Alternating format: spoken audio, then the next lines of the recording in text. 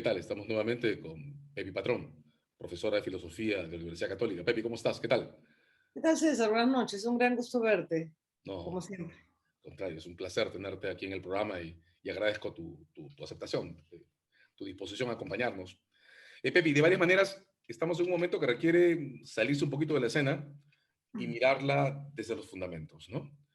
En este rato creo que es inestable, y lo voy a decir desde la mirada de quien trabaja con leyes, incluso la base del sistema que es la Constitución.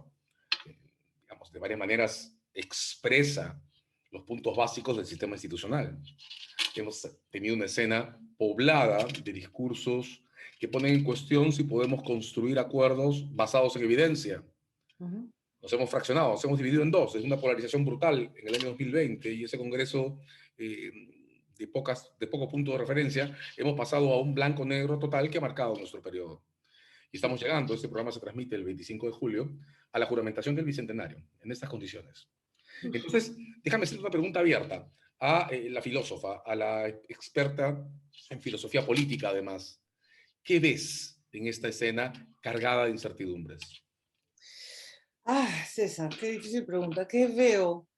Primero veo lo que dices que es una escena realmente cargada de incertidumbres y veo un país, una sociedad extremadamente polarizada. Veo un país al que la pandemia le ha puesto de frente todas sus rupturas, todas sus fracturas, todas sus desigualdades, todas sus debilidades. Y veo, ya ni siquiera sé cómo llamarlo, estoy hablando con absoluta franqueza, una clase política, porque no sé si es una clase política, pero veo además, el grupo que teóricamente va a dirigir el país con una incapacidad absoluta de ponerse de acuerdo. Y la política es eso, es acuerdos sobre desacuerdos, es consensos que se logran desde disensos.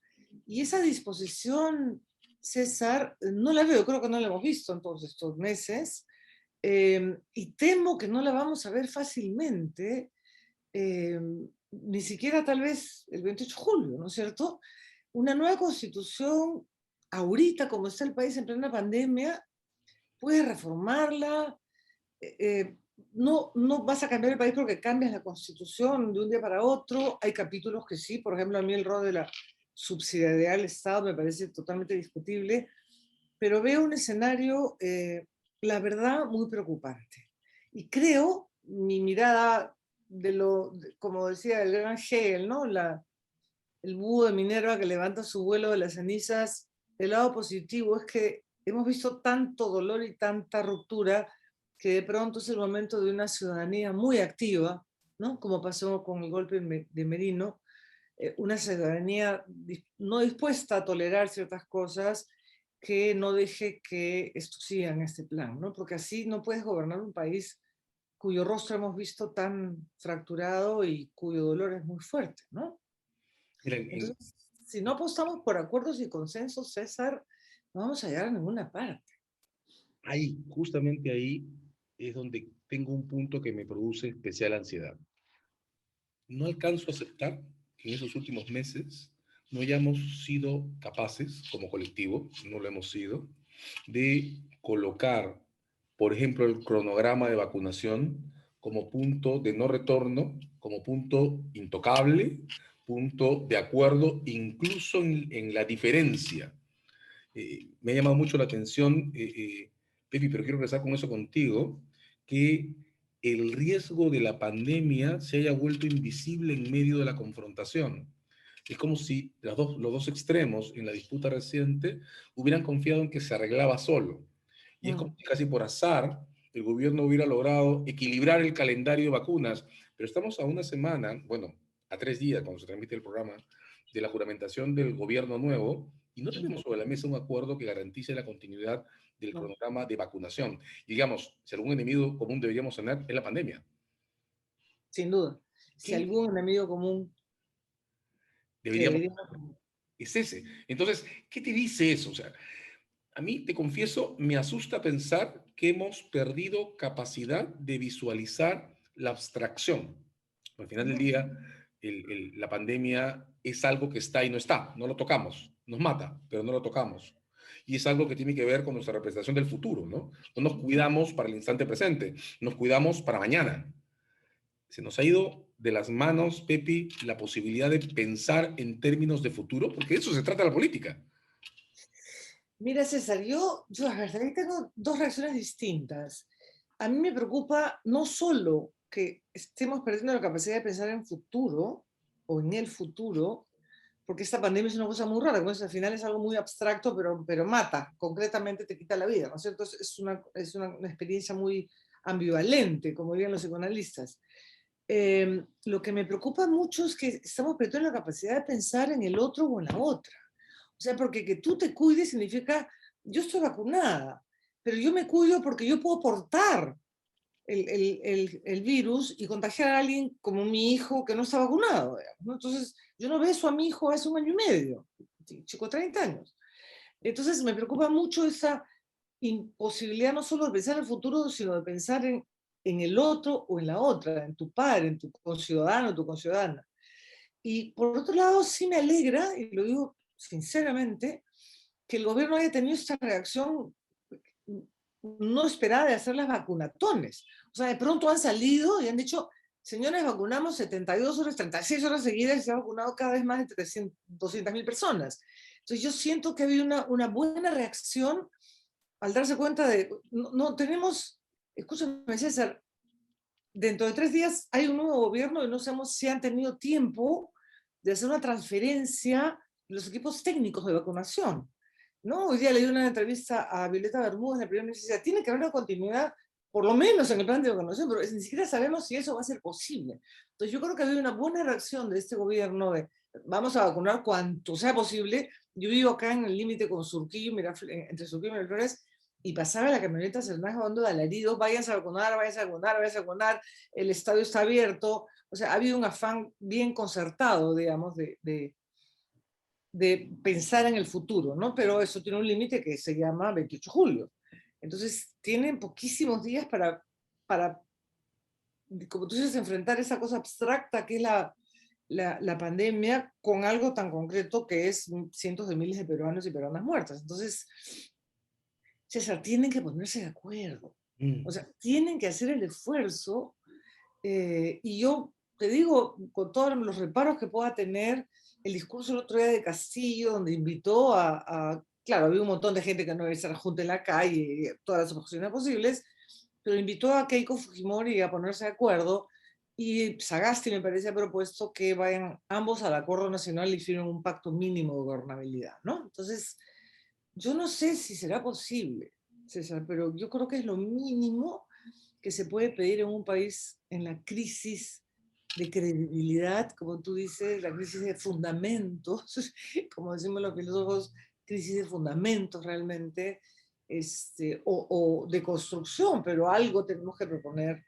Y ahorita yo no siento por ninguno de los dos lados, ahorita, un afán de una agenda común, pensando ya no en sus intereses partidarios o de grupo o personales, sino en el país, ¿no? En un país cuyo rostro de dolor estamos viendo hace 1 año y medio, ¿no?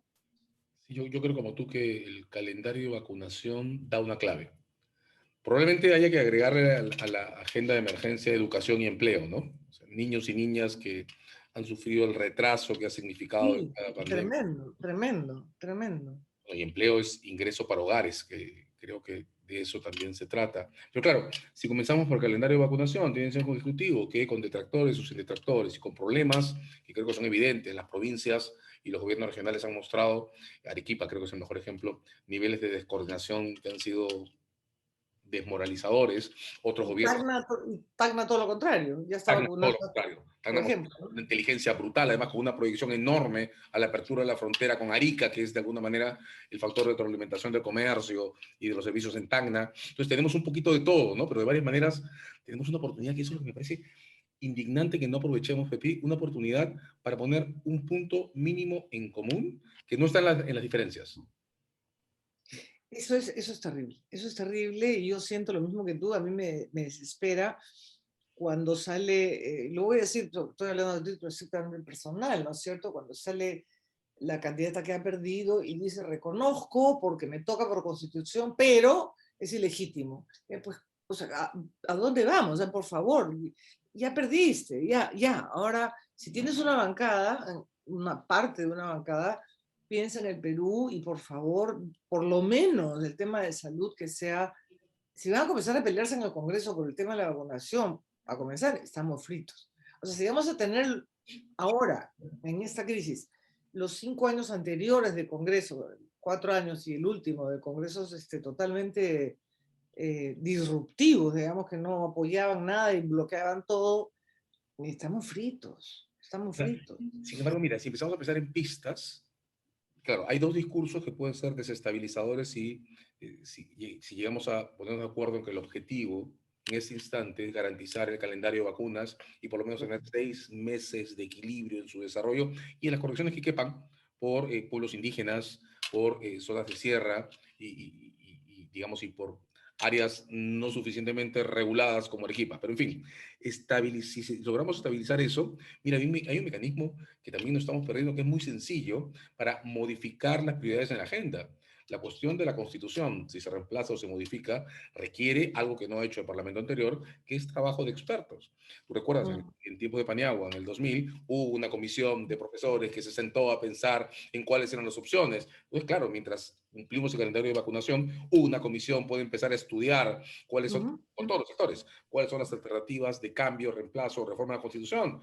Mientras, si queremos incluso, otra comisión puede empezar a investigar si detrás de los resultados de las elecciones hubo 2, 3, 4 asuntos que pueden no tener relevancia electoral, porque también hay que saber. Y entonces, claro, el tiempo puede cambiar las prioridades de la agenda. Y ahí es donde me preocupa el tiempo. No estamos pensando en futuro. Es como si el 28 de julio un sector fuera a pedir que investiguen en 2 días el fraude en mesa y el otro sector fuera a pedir que cambie la constitución, todo en el mismo instante.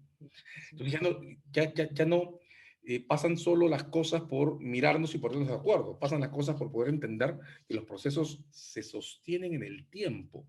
¿Cómo recuperamos esa proyección de futuro? Mira, yo estaba pensando lamentablemente, tú hablabas de en simultáneo, justamente para poder mirar al futuro, que un grupo como fue compañía, nosotros un grupo de expertos profesionales, diga por dónde puede ir el camino de las reformas, hubo el grupo que lideró toda esta de reformas políticas y el Congreso simplemente le hizo caso a un tercio. Entonces yo temo, lamento ser pesimista, no es mi estilo, pero hay que ser realista también, que si tú comienzas a hacer comisiones en paralelo, el Congreso de repente las va a ignorar, no sabemos qué actitud. Ahorita ni siquiera tienen acuerdo para ver qué mesa directiva ponen, ¿no es cierto? Estamos a 5 días, a 3, exactamente. ¿Y cómo se van a poner de acuerdo en cuál agenda prioritaria? Como tú dices, si pensamos en el futuro, es la vacunación y en simultáneo hacemos A, B y C para ir acelerando y dejando de hacer lo que es innecesario. Después tenemos una constituyente, ¿no? Con 4 reformas básicas en la Constitución se pueden lograr los cambios que ellos piensan que se requieren. Pero yo no sé cómo va a ser este Congreso. O sea, lamentablemente los últimos 5 años nos han dado prueba de una incapacidad de, como tú lamentablemente dices, César, de pensar en el futuro. Entonces el punto es boicotear, el punto es petardear, el punto es tratar de vacar a Sagasti, vacar a no sé quién. Ahora, ¿qué cosa han aprobado el tema de la investigación tú eres abogado, de la declaración, no sé, El Código Procesal Constitucional lo han pasado sin pasar por universidades. Es una cosa que era inimaginable en los 80. claro, claro. Y ahora han aprobado algo sobre, sobre delitos, han facilitado no sé qué cosa que la La juventud, colaboración eficaz. la colaboración Han eficaz. puesto 4 meses a los fiscales para cerrar los acuerdos de colaboración eficaz. Entonces, imagínate, y están a 5 días de irse o a 3, 3. No sé qué esperar del próximo Congreso. O sea, lo que tú dices de mirar al futuro y en simultáneo, o sea, la vacunación es el eje, ¿no? Luego, educación, porque los chicos han perdido clases, chicos y chicas que no tienen acceso a Internet. Las madres en particular están agotadas porque tienen no 1, 2, sino 7 jornadas de trabajo. El tema vivienda es algo que también ha saltado ahora como una bomba atómica, ¿no es cierto? Tienes la agenda yo siento que la agenda está tan claramente puesta que el futuro del Perú, si no resuelves esos tres problemas, aparte de las desigualdades y el racismo y todo lo que tú quieras, salud, educación y vivienda, estamos fritos, o sea, no vamos a llegar a ninguna parte. Sin sistema de salud, sin una buena educación y sin vivienda sana, donde la gente no se muera porque no tiene agua potable y tienes que subir el Sajón del Lurigancho, hay un Ah, punto que claro. ya no hay escaleras y tienes que cargar tu botella. ¿No? Entonces, la agenda está puesta. Otra vez, ¿no? De lo negativo a lo positivo, la pandemia nos ha puesto la agenda en la nariz. Esto no pueden no ponerlo en la agenda del futuro. Y yo espero de corazón que el Congreso sea capaz de entender eso y no pasarse 5 años peleando y boicoteando al Ejecutivo y reclamando la vacancia presidencial. Espero de corazón que no, creo que el Perú no se lo merece, de verdad.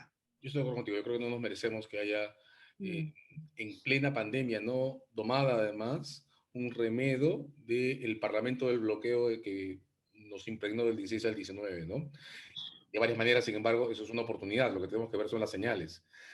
Una, creo que la primera está en la prioridad que pueda tomar en los poquísimos días que nos quedan el consenso por el respeto del calendario de vacunas. Creo que la segunda, Pepi, está en el perfil que muestre la mesa directiva. Porque esto puede parecer anecdótico, pero creo que la escena fundamental en 3 días va a ser la investidura, la presencia del presidente ya proclamado en Wow. el hemiciclo y la reacción que sus opositores y quienes le respaldan puedan tener a su ingreso y a la ceremonia de investidura de la banda presidencial. Este Congreso le tiene que poner la banda a Pedro Castillo. La pregunta es, ¿cuál va a ser el entorno de la narrativa de los miembros del Congreso ante ese evento, ¿no?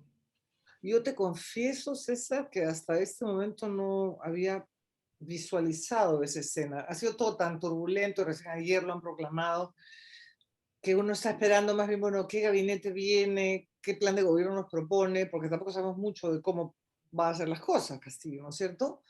Y con quién las va a hacer. No había pensado en ese momento tan simbólico de la investidura, con un grupo de ultraderecha y un grupo de parlamentarios que dice que es, o sea, que reconoce al presidente, pero que lo proclama ilegítimo.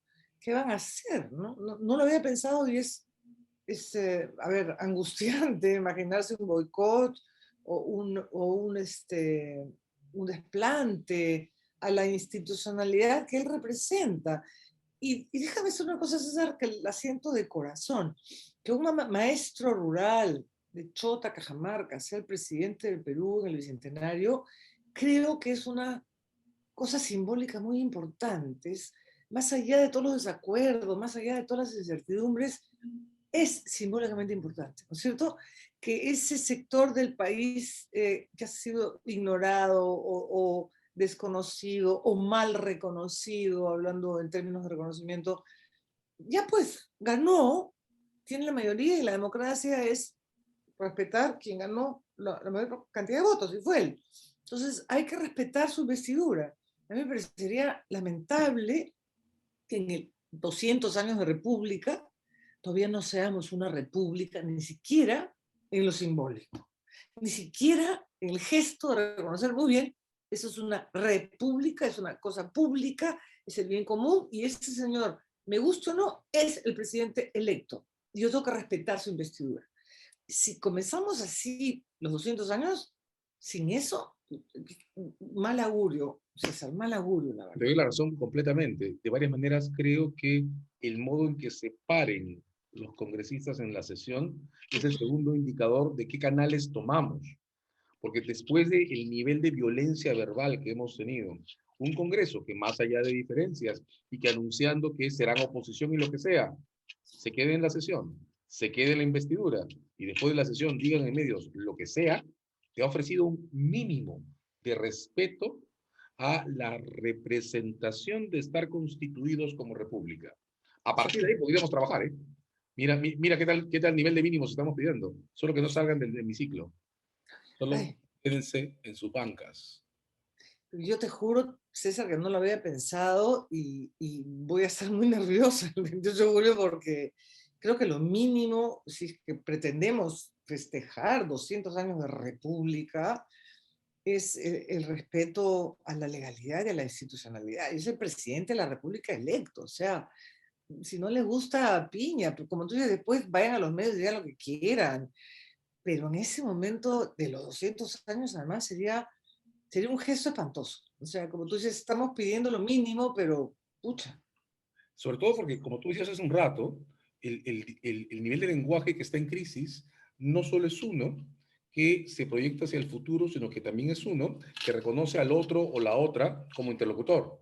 Entonces, de Así varias es. maneras, la sesión de investidura va a marcar el punto mínimo de reconocimiento del presidente, si lo queremos en su otredad, ¿no? Para quienes es algo distinto, quienes no se reconcilian con la imagen identitaria que representa. Entonces, por lo menos un mínimo de pista, ¿no? Y yo casi te diría, Pepe, que me animo a lanzar un tercer indicador. Y el tercer indicador está en la conformación del gabinete. Este país Uf, se ha gobernado durante 20 años en base a la posición del primero. Pues también el señor Castillo, el presidente proclamado Castillo, tiene algo que decirnos en el modo en que lo configure, porque ese gabinete va a entrar al Congreso a pedir un voto de investidura también. O sea, también puede provocar una eclosión como estructure ese primerato, ¿no? Y seguimos hablando en tu propio código de referencia de reconocimientos. sí, ahora, yo sí ahí veo un problema serio, César, en la relación de Castillo con Cerrón y el Partido Perú Libre, porque Perú Libre lo ha llevado, o sea, y eso tiene que tener algún peso en lo que él haga, obviamente, o sea, lo ha adoptado, lo llevó y ganó. Yo el discurso que escucho de muchos miembros de Perú Libre no me dejan tranquila, o sea, ese marxismo-leninismo de Cerrón, ese ultrismo, digamos, desconfiado de la democracia, no sé, hay sectores que de ese partido que no me gustan, siendo yo una persona, como sabes, que enseña más, digamos, no que tenga nada, no soy ni anti-izquierda, ni mucho menos, siempre he sido de izquierda, o centro-izquierda, como quiera, como dije alguna vez, el Partido Morado se enojaron conmigo algunos, algunas. Eh, yo creo que, Cerrón, que Castillo, perdón, debería buscar un gabinete que genere en el país algún tipo de consenso. Otra vez, ¿no? Y yo no sé cómo lo va a hacer. Yo, yo pienso que es el momento de que la gente ponga el hombro por el Perú. O sea, gente que no le gusta, pero de centro. He escuchado nombres interesantes, por supuesto que tiene derecho a poner gente de su confianza, ¿no es cierto? Por supuesto que para el que aparentemente va a ser ministro de Salud, el señor Ceballos, me parece, doctor Ceballos, es de toda su confianza. Y tiene que, pero quien sea su primer ministro, como tú dices, la presidencia que al final propone el Consejo, los ministros, va a ser central y yo no sé para dónde va a ir. Yo no sé. Pero estamos encontrando un tercer posible indicador que nos permita leer dónde se van a aportar, voy a decirlo de manera binaria, las dos partes en disputa a partir del 28 de julio. Cómo se paran el hemiciclo de la investidura, cómo se para el presidente que ha investido frente a la conformación del gabinete, y eso nos va a llevar al tercer round de la disputa sobre el reconocimiento, cómo se para el Congreso frente al primer gabinete Castillo, ¿no? Con todo lo que implica en esa mecánica perversa de relación ejecutivo-legislativo de la que venimos saliendo, ¿no? Estamos hablando, Pepi, de reconocernos, ¿no? Estamos hablando de algo tan elemental como reconocernos, efectivamente, y eso yo creo, por eso me parece, te lo decía al principio con optimismo, ahora ya estoy angustiada, que me parece que la coyuntura, la pandemia y el presidente o el presidente electo nos obliga a reconocer la igualdad en la diferencia, ¿no? Que es lo propio de una república. Somos diferentes, pero somos miembros de una misma comunidad política.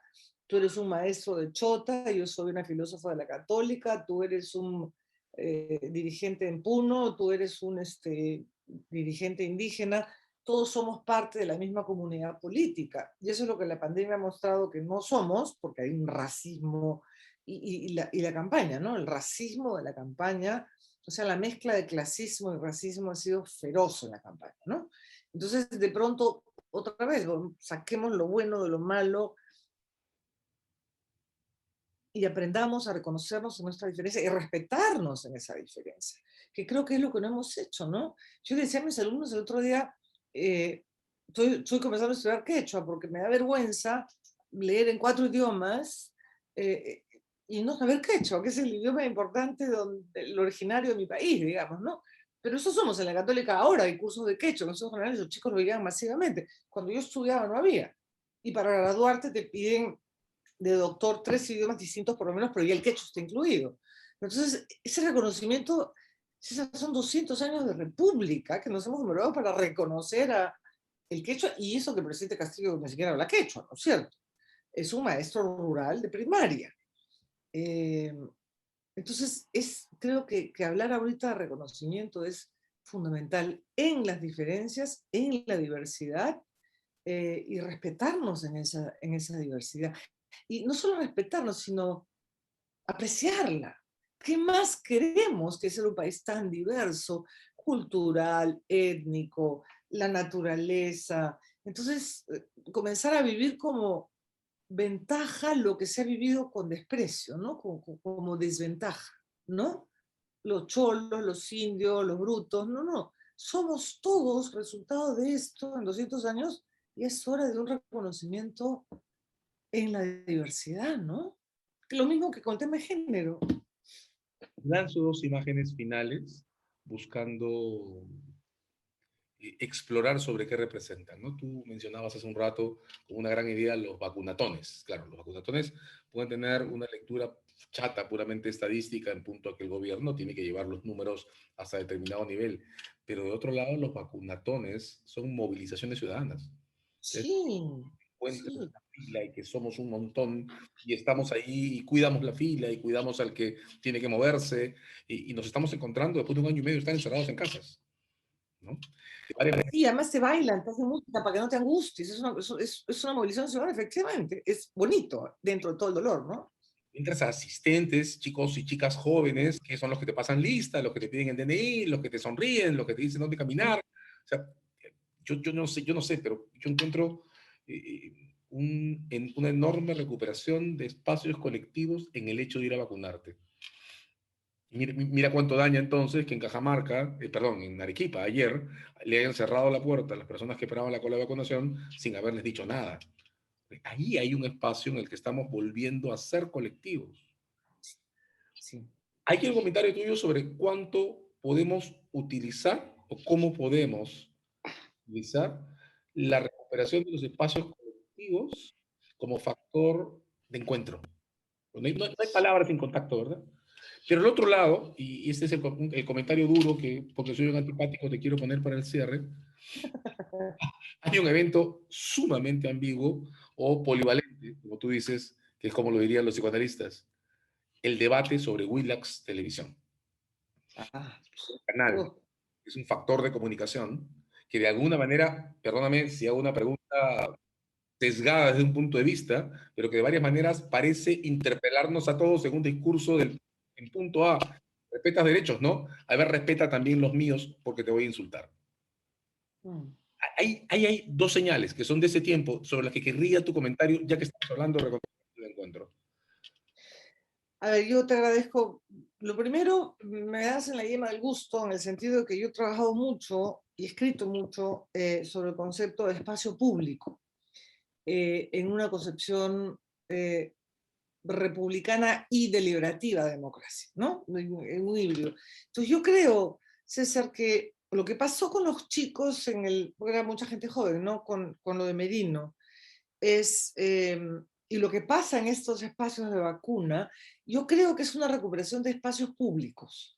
Lo que tú llamas espacios colectivos es lo que la teoría democrática llama espacios públicos en los cuales nos encontramos, disentimos, discutimos, argumentamos, nos reconocemos y podemos llegar a acuerdos, ¿no? Yo tengo la imagen muy clara de teóricos como Hannah Arendt o Jürgen Habermas que hablan de espacios públicos cuando de pronto la ciudadanía toma el espacio público y dice, esto es mío, ¿no? Cuando cayó el muro de Berlín, yo tengo fotos y he hecho algunas exposiciones, no cayó ni una bala, no se murió nadie.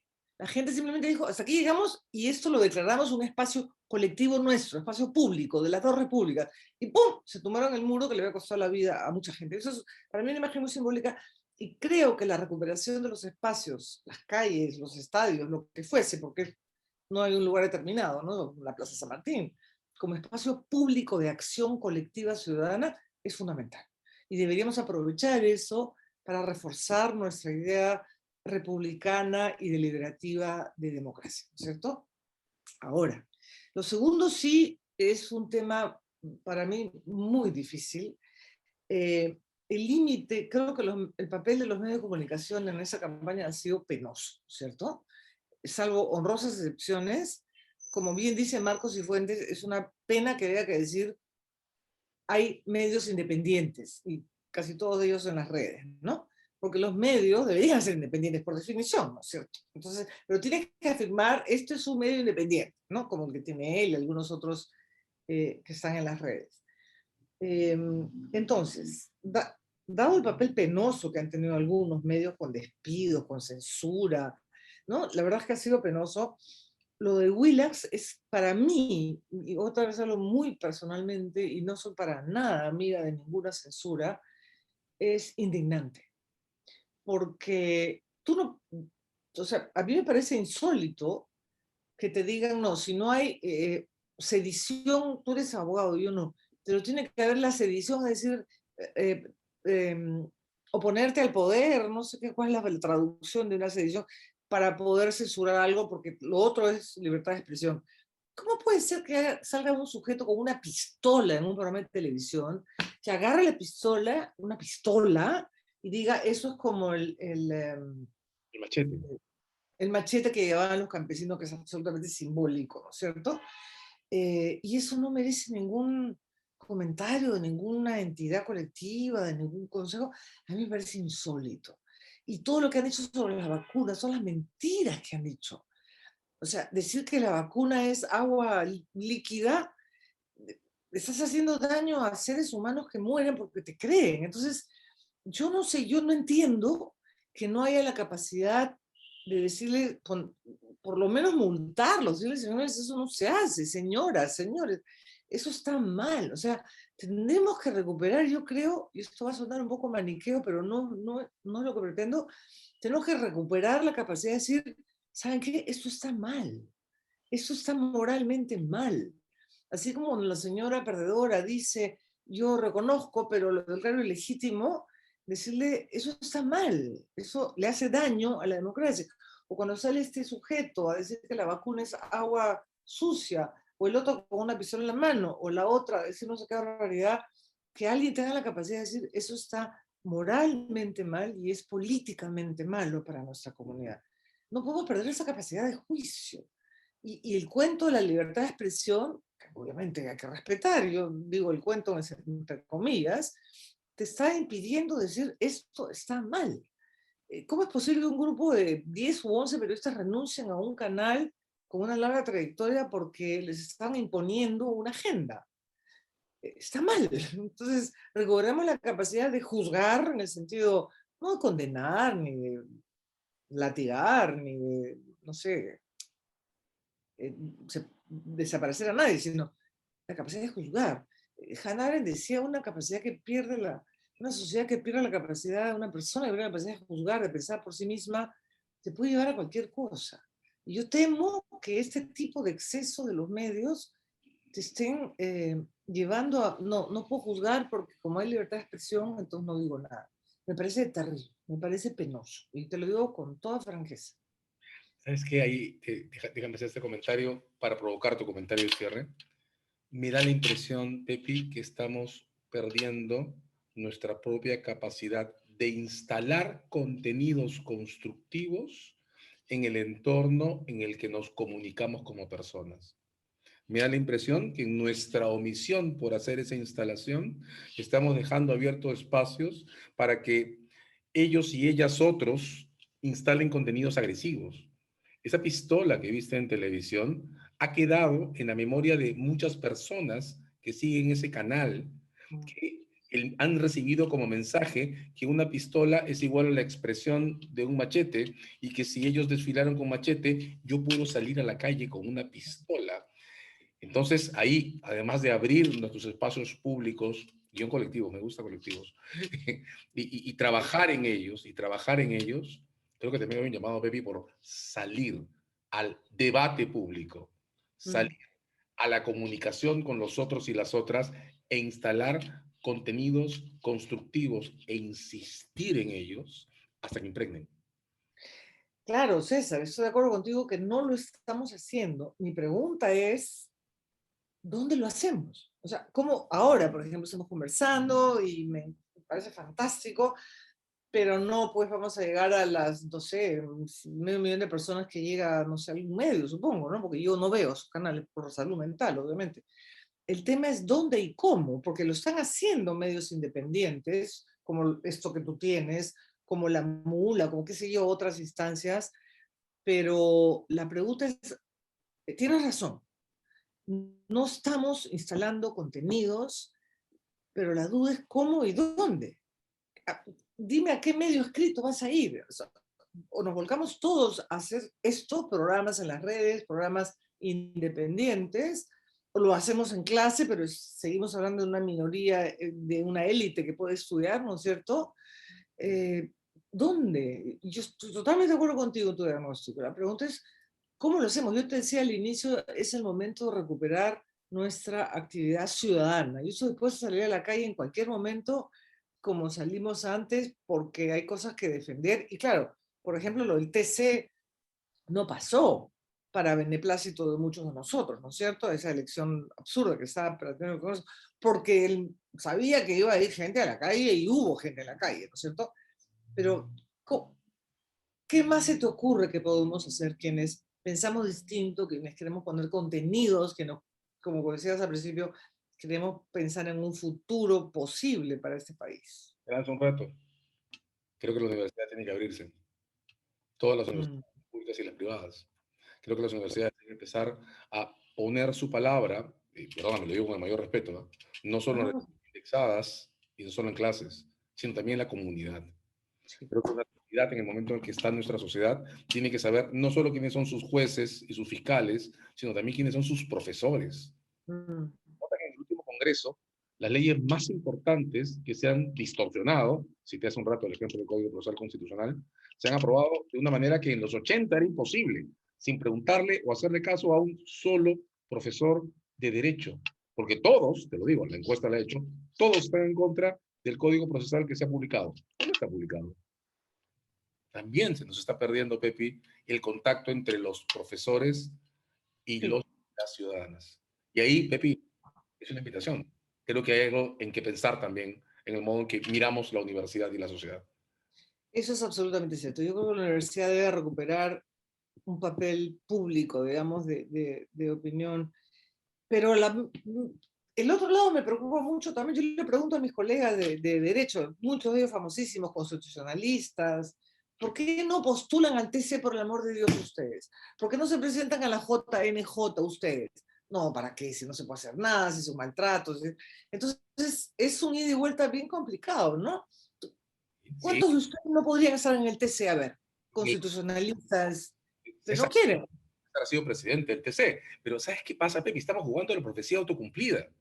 Los Estamos, espacios públicos están vaciados de contenido porque nosotros estamos permitiendo que se vacíen de contenidos. sí. Alguien me enseñó, en política, lo que está vacío se llena. Mm. Entonces, Pepe, el llamado para todos, o lo hacemos, además de anunciar que hay que hacerlo, o este país se nos va de las manos. Sí. Yo estoy de acuerdo contigo. Y lo hacemos. Donde sea que se pueda, lo hacemos. Yo, sabes que me las he jugado en algún momento, hasta candidata he sido para ir al Congreso contra toda mi idea de lo que estaba pasando en ese momento en la Católica, pero dije, ya, pues, si me invitan, me la juego, ¿no es cierto? No, no estoy poniendo en plan de heroína, ni mucho menos, sino que sí, pues hay que jugarse. Yo creo, como tú dices, que es ahora o ahora, porque si no el país se nos va al cacho. Y yo no quiero que mi país, yo adoro este país y no quiero que se vaya al cacho. Tenemos mucho por hacer, entonces, Pepe. Sí, si lo Así, hacemos juntos, mejor. por favor. Bueno, así con nosotros, Pepe Patrón. Seguimos buscando pistas. Queremos encontrar formas de equilibrio, queremos recuperar espacios en los que podamos constituirnos mirándonos a las caras. Muchas gracias, Pepi. Un placer, como siempre, César, un placer. Buenas noches y que el 28 de julio todo salga bien, por favor. Invoquemos a los dioses del Olimpo.